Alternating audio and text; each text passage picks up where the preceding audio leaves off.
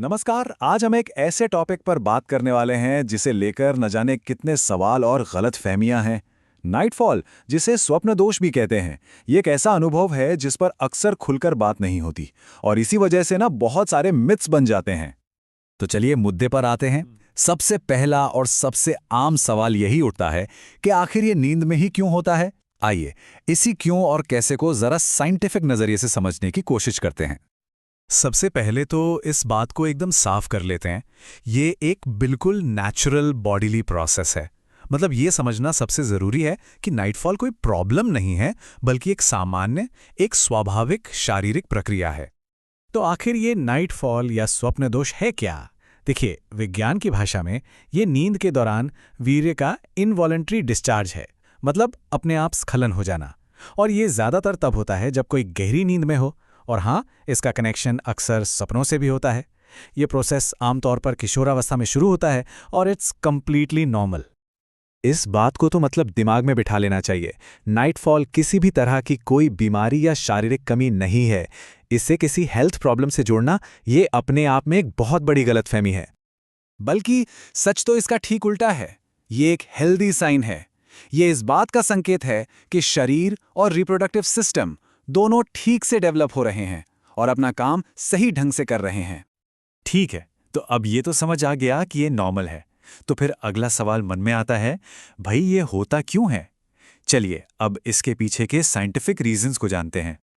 देखिए, इसके पीछे एक नहीं कई कारण हैं। सबसे बड़ा कारण है प्यूबर्टी के दौरान टेस्टोस्टेरॉन हार्मोन का लेवल बढ़ना। ये शरीर का एक नेचुरल तरीका भी है, एक्सेस सीमेन को बाहर निकालने का।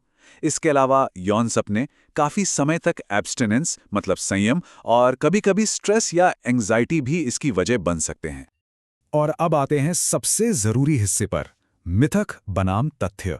यहां हम कुछ सबसे कॉमन मिथ्स को बस्ट करेंगे, क्योंकि समाज में जो गलत जानकारी फैली हुई है ना, उसे दूर करना बहुत जरूरी है। सबसे बड़ा मिथ कि इससे शरीर में कमजोरी आती है, ये बात एब्सोल्यूटली रॉन्ग है। सच तो ये है कि ये इस बात का प्रूफ है कि सेक्सुअल डेवलपमेंट एकदम हेल्दी तरीके से हो रहा है। दूसरा मिथ जो बहुत कॉमन है कि ये एक बीमारी है और इसका इलाज करवाना चाहिए। फैक्ट ये है कि ये एक नॉर्मल फंक्शन है जो बॉडी में हार्मोनल बैलेंस बनाए रखने में भी हेल्प करता है। तो इसके लिए किसी इलाज की कोई ज़रूरत नहीं है। और एक और डर जो लोगों में होता है कि इससे सेक्सुअल पोटेंसी या फर्टिलिटी कम हो जाती है। ये भी पूरी तरह से एक मिथक है। नाइटफॉल का किसी की फिजिकल एबिलिटी या फर्टिलिटी पर कोई भी नेगेटिव असर नहीं पड़ता। अच्छा, मिथ्स तो हमने दूर कर दिए, तो अब कुछ प्रैक्टिकल टिप्स पर बात करते हैं। देखिए, ये उपाय इसके मैनेजमेंट में मदद कर सकते हैं, खासकर अगर इसकी फ्रीक्वेंसी बहुत ज़्यादा हो और किसी के लिए ये चिंता की बात बन रही हो। एक बात यहाँ साफ कर दूं, ये टिप्स इसे ठीक करने के लिए नहीं है, क्योंकि जैसा हमने कहा, ये नॉर्मल है। पर हाँ, अगर किसी को लगे कि ये बहुत ज़्यादा हो रहा है और उससे परेशानी हो रही है, तो लाइफस्टाइल में कुछ छोटे-मोटे बदलाव काफ़ी हेल्पफुल हो सकते हैं। तो क्या किया जा सकता है? पहली चीज़, रेगुलर एक्सरसाइज करें। दूसरा, बैलेंस्ड और हल्का खाना खाएं, खासकर रात को सोने से पहले। तीसरा, अपनी नींद पूरी करें, एक रूटीन बनाएं। और चौथा, स्ट्रेस मैनेजमेंट। इसके लिए योग, मेडिटेशन या सिंपल ब्रीदिंग एक्सरसाइजेज बहुत कारगर हैं। ये एक सामान्य प्रक्रिया है, ये बात तो पक्की है। लेकिन कुछ सिचुएशंस ऐसी हो सकती हैं जब प्रोफेशनल मेडिकल एडवाइस लेना ही सही होता है। तो सवाल है, डॉक्टर के पास कब जाना चाहिए? ये समझना बहुत जरूरी है।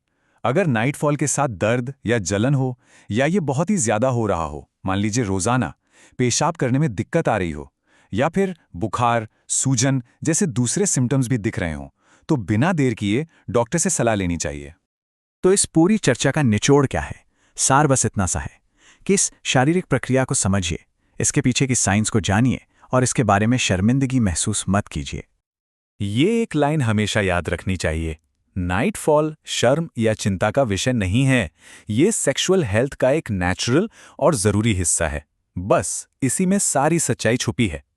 तो आखिर में सबसे ज़रूरी बात यही है कि जब हम इसके पीछे के विज्ञान को समझते हैं ना, तो हम बेवजह की चिंता और सोशल स्टिग्मा से बच जाते हैं। सही जानकारी ही सबसे बड़ा हथियार है। और जाते जाते एक सवाल, ये सोचने वाली बात है कि सही और वैज्ञानिक जानकारी समाज में इस विषय से जुड़े गहरे कलंक और शर्म को मिटाने में आखिर कैसे मदद कर सकती है।